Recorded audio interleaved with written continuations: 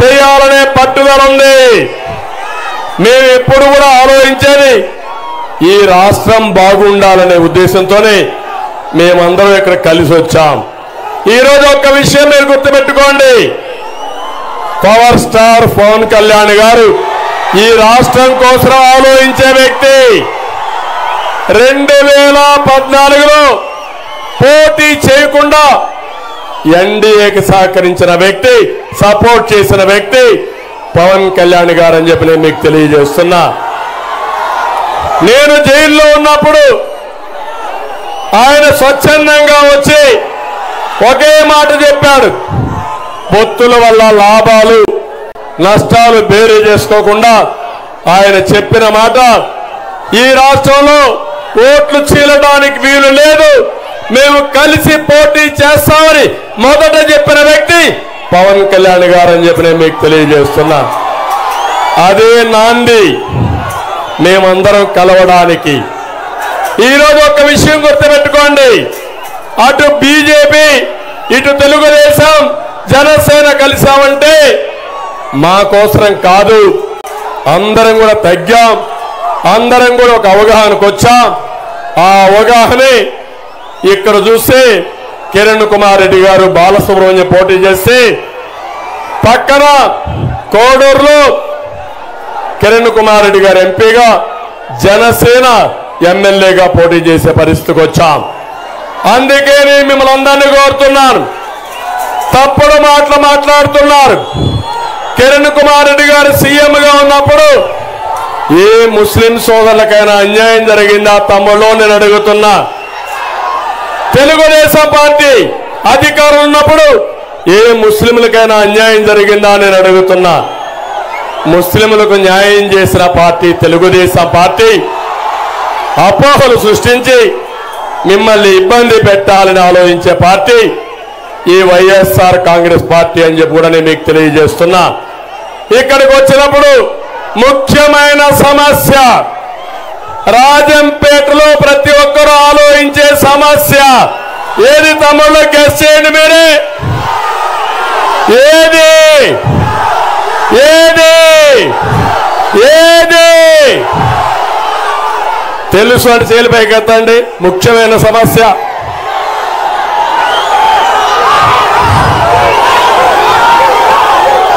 ఏ సమస్య? గట్టిగా మీరే చెప్పండి, చెప్తాను, ఆన్సర్ చేస్తాను.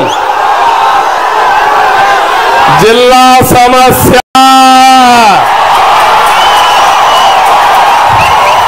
అవునా తమ్ముళ్ళు? అవునా ఆడబిడ్డలు? అవునంటే జైలు పైకి ఎత్తండి. మీరందరూ బాధపడుతున్నారా? అన్యాయం జరిగిందా లేదా? జరిగిందా లేదా? జరగడానికి పాపాల పెద్దిరెడ్డి కారణం అవునా కాదా? మీకు జిల్లా కావాలా లేదా? న్యాయం కావాలా లేదా? కావాలా? కావాలి. ఇంట్లో పడుకోండి. ఒకటే చెప్తున్నా, ఈ జిల్లా వాసి కిరణ్ కుమార్ రెడ్డి గారు, నేను పక్క జిల్లా వాసిని. ఇప్పుడు ఈరోజు మీరు చూస్తే అన్నమయ్య జిల్లా కిరణ్ కుమార్ రెడ్డి, అదే మాదిరిగా బాలసుబ్రహ్మణ్యం కొన్నారు. వాళ్ళిద్దరిని పార్లమెంట్లో అసెంబ్లీలో గెలిపించండి. మళ్ళీ జిల్లాలన్నీ కూడా మీకు జరిగిన అన్యాయాన్ని సమీక్షించి ఎవరికి అన్యాయం జరగకుండా, ఒక పక్క రాజంపేట కేంద్రంగా జిల్లా కావాలి, ఇప్పుడు ఇచ్చిన రాయి చోటి అన్యాయం జరగకుండా చూడాలి. మదనపల్లి అక్కడ ప్రజల అభీష్టం, ఏ విధంగా చేయాలో చేసి ముగ్గురికి న్యాయం చేసే బాధ్యత మాదని మీ అందరికీ హామీ ఇస్తున్నా. సిద్ధమా తమ్ముళ్ళు? మీకు జిల్లా కావాలి. ఇప్పుడు మీరు అభ్యర్థులు గెలిపిస్తామంటే గట్టిగా చప్పట్లు కూడా చెప్పండి, గెలిపిస్తామని.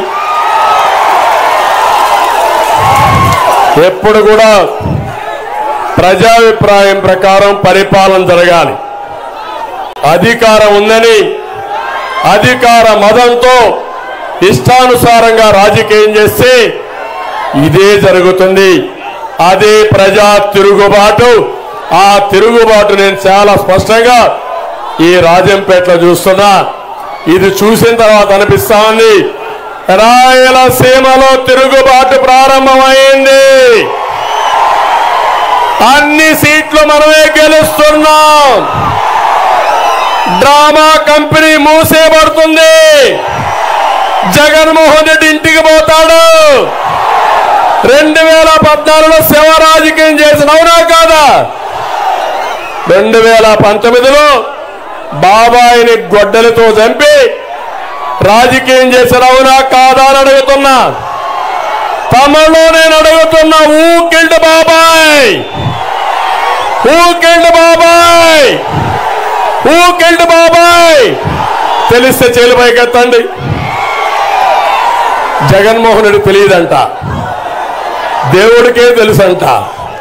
జగన్మోహన్ రెడ్డి చెవిలో చెప్పండి గట్టిగా, మీరంతా గట్టిగా చప్పట్లు కూడా చెప్పండి. జగన్మోహన్ రెడ్డి నాటకాలు ఆపమని గట్టిగా చప్పట్లు కూడా చెప్పండి. ఎందుకంటే తమ్ముళ్ళు బాధేస్తుంది. ఏదైనా మాట్లాడితే విశ్వసనీయత ఉండాలి. పోయిన ఎలక్షన్లో కోడి కత్తి డ్రామా, ఇప్పుడు మళ్ళా ఎలక్షన్లో గులకరాయి. ఆ గులకరాయి మేమే వేయించామంట. రోజు రోజుకు గాయం పెద్దలుతా ఉంది, మానడం లేదని. దానికి ట్రీట్మెంట్ మీరు ఇవ్వాలి. ఆ ట్రీట్మెంటే రేపు 13వ తారీఖు జరిగే ఎన్నికల్లో చిత్తుగా ఓడించాల్సిన బాధ్యత మీ పైన ఉందని మిమ్మల్ని కోరుతున్నా. ఇక్కడ జిల్లా కేంద్రం వస్తే మెడికల్ కాలేజ్ వస్తుంది, ఇంజనీరింగ్ కాలేజీలు ఉన్నాయి. జిల్లా కేంద్రం చేసి రాజంపేటని ఒక మంచి నగరంగా తయారు చేసి అభివృద్ధి చేసే బాధ్యత, మెడికల్ కాలేజ్ కూడా ఇచ్చే బాధ్యత మాదని మీ అందరికి హామీ ఇస్తున్నాం. ఇది కాకుండా తమిళలో ఈరోజు ఇక్కడికి వచ్చినప్పుడు ఒక 4-5 సమస్యలు చెప్పారు. ఈరోజు ఇక్కడికి వచ్చి అన్నమయ్య ప్రాజెక్టు, పింఛా ప్రాజెక్టులు పూర్తి చేయడం, అక్కడ ఉండే బాధితులకు అందరికీ న్యాయం చేయడం, మాచుపల్లి బ్రిడ్జిని పూర్తి చేయడం, ఓబిలి టంగుటూరు హై లెవెల్ బ్రిడ్జిని ఏర్పాటు చేయడం, జర్రికోన ప్రాజెక్టు నుంచి సుండిపల్లి మండలానికి త్రాగునీరు సాగునీరు ఇవ్వడం, గాలేరు నగిరి కాలువల్ని పూర్తి చేయాల్సిన అవసరం ఉంది. గాలేరు నగిరి కాలువ పూర్తయితే కృష్ణా జలాలు ఇక్కడికి వస్తాయి. అది చేసే బాధ్యత మాదని మీ అందరికీ కోరుకుంటున్నా. ఆ రోజు కూడా మీరు చూస్తే విభజన తర్వాత ఒంటిమిట్టని అభివృద్ధి చేసిన పార్టీ తెలుగుదేశం పార్టీ. ఈ విషయం మీరు గుర్తుపెట్టుకోవాలి. ఒక బ్రహ్మాండంగా రామాలయాన్ని అభివృద్ధి చేసి తిరుపతి అడాప్ట్ చేసుకుని తిరుపతి తిరుమల దేవస్థానం ఆధ్వర్యంలో అన్ని విధాల అభివృద్ధి చేశాం. అందుకే నేను మిమ్మల్ని అందరినీ కోరేది, ఈరోజు మీ ఉత్సాహం చూశాను, మీ అభిమానం చూశాం. మేము సూపర్ 6తో మీ ముందుకు వస్తున్నాం. ఒకటి యువతకు యువగళం కింద ముందుకు వస్తున్నాం. మా ఆడబిడ్డలకి మహాశక్తి కింద ప్రతి ఆడబిడ్డకి ఆడబిడ్డ నిధి 1500 రూపాయలు ఇస్తాం. అదే సమయంలో ఎంతమంది పిల్లలుంటే తల్లికి వందనం కింద 15,000 రూపాయలు ఇస్తాం. ఆర్టీసీ బస్సుల్లో ఉచిత ప్రయాణ సౌకర్యం ఏర్పాటు చేస్తాం. ధరలు పెరిగాయి కాబట్టి ఉచితంగా గ్యాస్ సిలిండర్లు 3 ఇచ్చి మా ఆడబిడ్డలను ఆదుకునే బాధ్యత మాదని మీ అందరికీ హామీ ఇస్తున్నా. ఇదే కాకుండా డాక్రా సంఘాలకి 10 లక్షల వరకు ఉచిత రుణాల్ని, అంటే వడ్డీ లేని రుణాలను ఇస్తామని మీ అందరికీ హామీ ఇస్తున్నాను.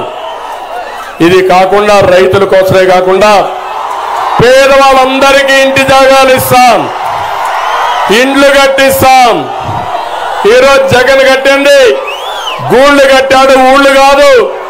తెలుగుదేశం టిట్కో ఇళ్లు కట్టాం.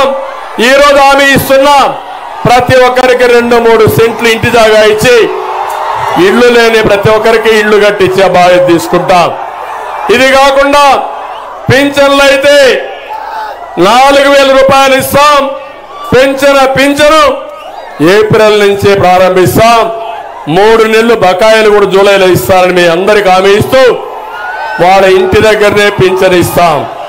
1వ తారీఖునే పింఛను ఇస్తాం. కొంతమంది కావాలని తెలుగుదేశంలో ఉన్నారని ప్రతిపక్షాల్లో ఉన్నారని పింఛన్లు తీసేశారు. వాళ్ళందరికీ కూడా ఆటోమేటిక్ గా ఎవరైతే పింఛన్లు తీసేశారో వాళ్ళందరికీ ఇస్తామని చెప్పి మరొక్కసారి తెలియజేసుకుంటూ ఇంకో పక్క